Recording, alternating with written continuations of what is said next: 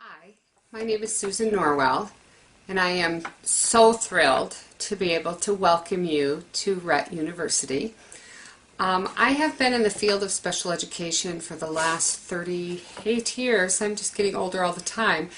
And I have worked probably for the last 35 years with girls with Rett. Though I say probably the first two girls I met with Rett syndrome I owe a big apology letter to, as I really didn't know very much about them. But then I met a young lady who was originally diagnosed with autism. And I knew autism. I had been working with kids with autism for many, many years. And I taught her to read and to communicate and to do all kinds of things because I knew that was within the realm of possibilities for individuals with autism. When she was diagnosed with Rett syndrome at the age of 5, I had this big aha moment because everything I read about Rett syndrome said that those things weren't possible. And thanks to Marissa, she was the first girl who really taught me how to really listen, pay attention, read all the nuances of an individual with Rett syndrome.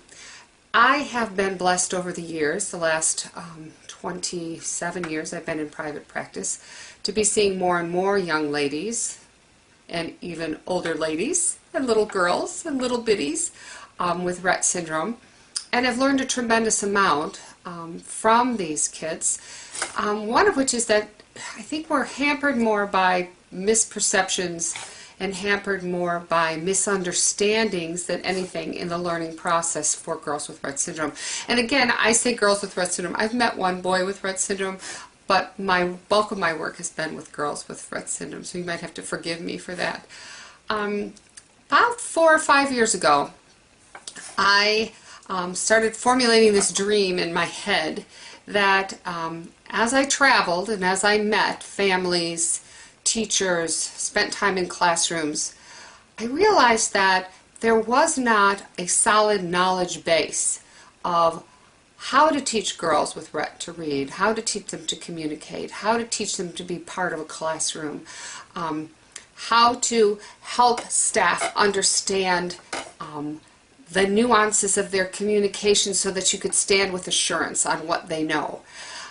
I realized that it wasn't that there were mean-spirited teachers or teachers who didn't want to figure this out. There were just teachers who just plumb didn't know. And there were families, because they were coming to the conferences, that were hearing from me and from other individuals that were working with girls with Rett syndrome, the possibilities. Oh my gosh, they were so excited. They left the conferences going home to their school teams, talking about the possibilities, talking about what they had seen. But there was really no place to direct them to for people to figure out the how. Okay, I get it. I get she can learn to read, but gosh, how am I going to do that? And quite frankly, as I'm getting older, it's harder and harder for me to travel as much. It's harder and harder to travel, period, these days.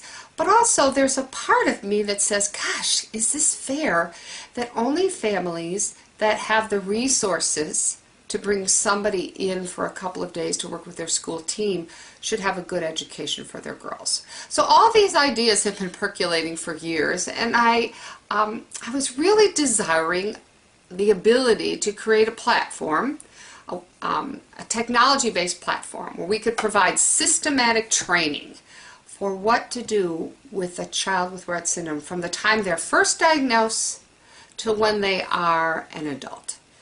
And I was blessed to be able to go down to Florida and meet Ingrid Harding when I worked with her daughter, Sarah. And I sat around the table with her on the first or second day and just said, you know, let me share my heart. Let me share my dream. This is my vision. This is what I'd really like to do. And she caught the vision immediately. So for that, I'm going to be forever grateful.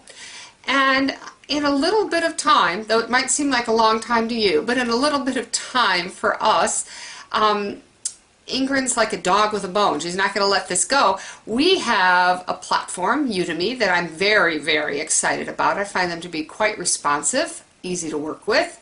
I get how the mechanics of it work, being a tech person. We have a board. We have advisors. We have a system set up, and now the weight is on me and a few others who are just beginning this journey with us to create some coursework for you. So I am thrilled to be a part of this. I think this is a way that we can move forward learning for girls, and also actually better the platform for learning for lots of kids. Though our goal is really to look specifically at Rett, I think that by teachers and families coming together and looking at these strategies that work, they will find that a lot of them are useful for lots of different kids. And really that's what's in my heart, is that I really don't want any kid left behind. You know, I know that was a nice little jargon and a bit of political rhetoric, but truly our girls are being left behind all the time. If they're not being taught to read, if they're not being taught to communicate, if they're not being taught to write, they're being left behind.